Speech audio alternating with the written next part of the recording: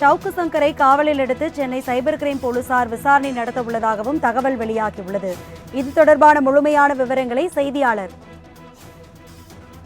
ராகவேந்தர் வழங்க கேட்கலாம். ராகவேந்தர், இது குறித்த விரிவான விவரங்களை பகிர்ந்துக்கங்க. வணக்கம். ஷவுக்கு சங்கர் மீது இதுவரை கிட்டத்தட்ட 5 பெண்களும் கொடுத்த புகாரின் பேரில் தற்போது அவர் மீது வழக்கு பதிவானது செய்யப்பட்டிருக்கிறது. ஷவுக்கு யூடியூப் சேனல் முதன்மை செயல் அதிகாரி ஏற்பட்டிருந்த ஷவுக்கு சங்கர் இவர் காவல்துறை அதிகாரிகள் பெண் போலீசார் குறித்து அவதூறாக பேசிய வழக்கில் கடந்த 4ஆம் தேதி கோவை சைபர் கிரைம் போலீசாரால் கைது செய்யப்பட்டார். தொடர்ந்து நீதிமன்றத்தில் ஆஜர்படுத்தப்பட்டு கோவை மத்திய சிறையிலும் அடைக்கப்பட்டார். இதனிடையே தேனியில் இவரை பிடித்த போது கஞ்சா வைத்திருந்ததாக சங்கர் உள்ளிட்ட 3 மீது தேனி பழனிச்செட்டிப்பட்டி போலீசார் வழக்கு பதிவு செய்தனர். இந்த வழக்கில் ஷவுக்கு சங்கர் மீண்டும் கைது செய்யப்பட்டார். அதை தொடர்ச்சியாக திருச்சி போலீசார் பதிவு செய்திருந்த அவதூறு வழக்கு தொடர்பாக திருச்சி போலீசார் கோவை சிறையில் அடைக்கப்பட்டிருந்து ஷவுக்கு சங்கர் கடந்த மே 8ஆம் தேதி மீண்டும் கைது செய்யப்பட்டார். இதைத் தொடர்ந்து ஷவுக்கு சங்கரை தேனியில் பதிவான கஞ்சா வழக்கு தொடர்பான விசாரணைக்காகவும் மதுரையில் உள்ள போதைப்பொருள் தடுப்பு சிறப்பு நீதிமன்றத்தில் அழைத்து செல்ல முடிவு செய்யப்பட்டது. இந்த நிலையில் நேற்று திருச்சி போலீசார் தரப்பில் 2 பெண் காவலர் கொடுத்த புகாரின் அடிப்படையில் வழக்கு பதிவானது செய்யப்பட்டிருக்கிறது.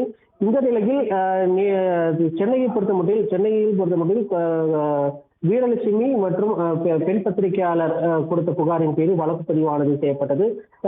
அவர் பெண் பத்திரிகையாளர் கொடுத்த புகாரின் பேரில் 2 பிரிவுகள் மேலும் அவர் மீது வழக்கானது பதிவு செய்யப்பட்டிருக்கிறது. இந்த நிலையில் 2 வழக்கில் ஷவுக்கு சங்கர் மீது மத்திய குற்றப்பிரிவு சைபர் கிரைம் போலீசார் வழக்கு பதிவு செய்த நிலையில் நேற்று எழும்பூர் நீதிமன்றத்திற்கு ஷவுக்கு சங்கரை காட்டுவதற்கான ஆவணங்களை பெற்றனர். தற்போது மத்திய குற்றப்பிரிவு சைபர் கிரைம் போலீசார் கோவை மத்திய சிறையில் கைது செய்வதற்கான ஆவணங்களை சமர்ப்பித்திருக்கின்றனர். 10:30 மணி அளவில் அருகில் இருக்கக்கூடிய கோவையில் இருக்கக்கூடிய நீதிமன்றத்தில் ஷவுக்கு சங்கரை ஆஜர்படுத்தி முறையான கைது செய்து நடவடிக்கை காண்பிப்பதற்காக தற்போது அங்கு சென்றிருக்கிறனர். 10:30 மணி அவருக்கு அங்கு இருக்கக்கூடிய நீதிமன்றத்தில் ஆஜர்படுத்த பின்னர் இந்த வழக்கு பதிவானது செய்யப்பட்டிருப்பதாக நீதிமன்றத்தில் அந்த வழக்கு பதிவு செய்யப்பட்டிருப்பதாகவும் அவரை கைது செய்வதற்குண்டான ஆவணங்களை சமர்ப்பிக்க இருப்பதாகவும் தற்போது தெரிவிக்கப்பட்டிருக்கு. தற்போது வரை கிட்டத்தட்ட சென்னையில் 2 பெண்கள், திருச்சியில் 2 பெண்கள் மற்றும் ஏற்கனவே கோவை போலீசாரால் கோவை என மொத்தமாக இந்த வழக்குகள் மட்டுமல்லாமல் கஞ்சா வழக்கும் அவர் மீது வழக்கு பதிவு செய்யப்பட்டிருக்கிறது. இந்த அடுத்த கட்டமாக அவர் மீது குண்டர் தடுப்பு சட்டத்தின் கீழ் நடவடிக்கையும் எடுப்பதற்கான வாய்ப்புகள் இருப்பதாகவும் போலீஸ் வட்டாரங்கள் தெரிவிக்கின்றன. விவரங்களுக்கு நன்றி ராகவேந்தர்.